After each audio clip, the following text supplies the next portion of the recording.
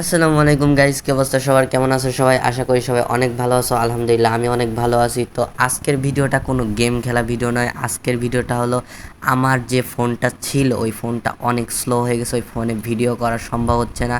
তো অনেক স্লো হওয়ার কারণে আমি আব্বুর কাছে বলছিলাম যে আব্বু ওই ফোনটা নষ্ট টাইপের হয়ে গেছে, এই ফোনটা আর চলতেছে না, আমার একটা ফোন লাগবে। আব্বু বলছিল তোমাকে ঈদের আগে একটা ফোন কিনে দিব। তো আমি বললাম আচ্ছা ঠিক আছে আব্বু। তো আব্বু কথা দিয়ে কথা রাখছে, তো আব্বু আমাকে ফোন কেনার জন্য টাকা দিছিল। তো আমি ফোন কিনতে চলে যাচ্ছি আমার বড় ভাইয়ের কাছে, তোমরা ওকে চেনো, নীরব গেমিং।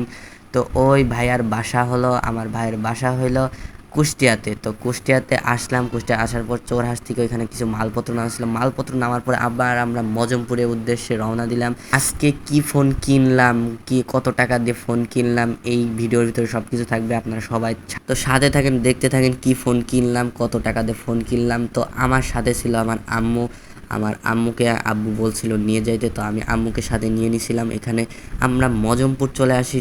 তো মজমপুর আসার পরে এখানে বাস ঘোরাচ্ছিল, তো বাসটা ঘোরাচ্ছিল, আমি এখানে ভিডিও করতেছিলাম। তো আমার ভাইয়া কিছুদিন যাবৎ অসুস্থ ছিল, সে হসপিটালে ভর্তিও ছিল 2 দিন।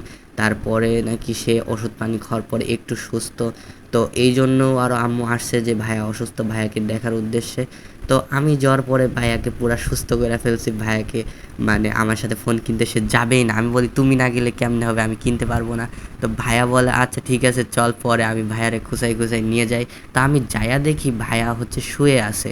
দেখতে পাচ্ছ, কথা বলতে বলতে আমরা মজমপুর চলে আসি। মজমপুর আসার পরে এখানে একটা রিক্সা খুঁজতেছিলাম, কোনো মতে রিক্সা পাই না, একটা রিক্সা পাইছি।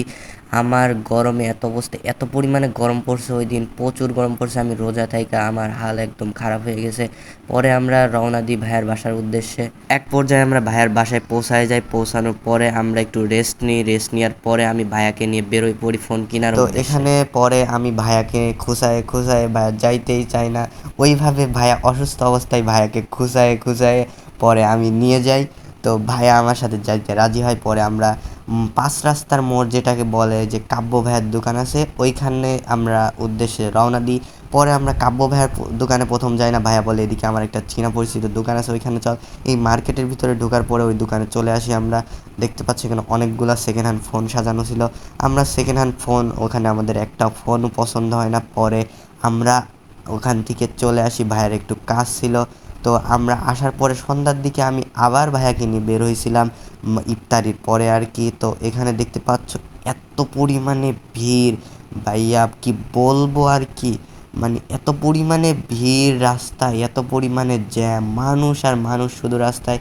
আমরা ওইটা ওভারটেক করে কাব্য ভাইয়ের দোকানের সামনে আসি, আমরা কাব্য ভাইয়ের দোকানে ঢুকবো। তো কাব্য ভাইয়ের দোকানে আমার কোনো ফোন চয়েস হয় না, ভাইয়ারও কোনো ফোন চয়েস হয় না। তো ভাইয়া বলে যে এখান থেকেও ফোন নেওয়ার দরকার নাই, তুই বাইরে আয়।